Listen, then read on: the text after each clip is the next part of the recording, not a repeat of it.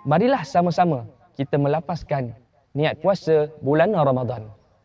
Nawaitu sauma ghadin an adai fardhi Ramadana hazihi sanati lillahi ta'ala.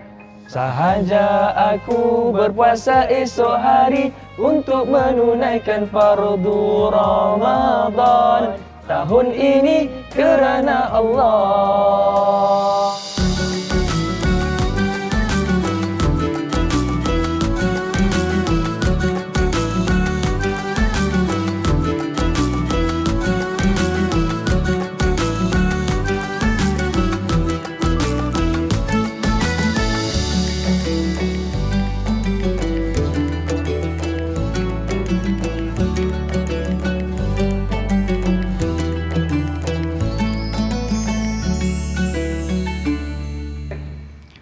A'udzubillahi minasyaitonirrajim. Bismillahirrahmanirrahim. Assalamualaikum warahmatullahi wabarakatuh.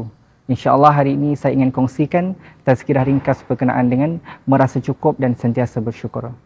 Dalam kehidupan seharian kita, kita sering merasakan apa yang Allah berikan kepada kita masih belum mencukupi. Apabila kita mula melihat kepada kehidupan orang lain, kita mula membandingkan dan rasa syukur itu akan berkurang dan kita mula membezakan apa yang telah diberikan kepada kita. Dalam Islam kita mempunyai satu sifat yang sangat indah, iaitu sifat qanaah, merasa cukup dan sentiasa bersyukur di atas pemberian Allah Subhanahu Wa Taala. Allah berfirman dalam surah Ibrahim ayat yang ke-7, sesungguhnya jika kamu bersyukur, nescaya akan aku tambah nikmat kepadamu. Ayat ini mengajari kita bahawa syukur itu adalah satu nikmat.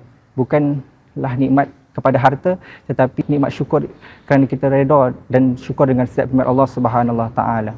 Nabi Muhammad sallallahu alaihi wasallam bersabda dalam sebuah hadis yang diriwayatkan oleh Imam Bukhari dan Muslim, sesungguhnya kekayaan itu bukanlah pada banyaknya harta, tetapi kekayaan itu adalah kaya jiwa.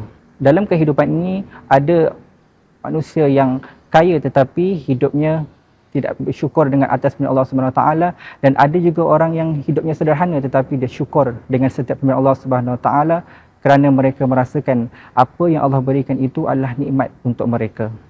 Akhir kata, semoga kita semua tergolong dalam orang-orang yang sentiasa bersyukur dan merasa cukup di atas segala pemberian Allah Subhanahu Wa Taala.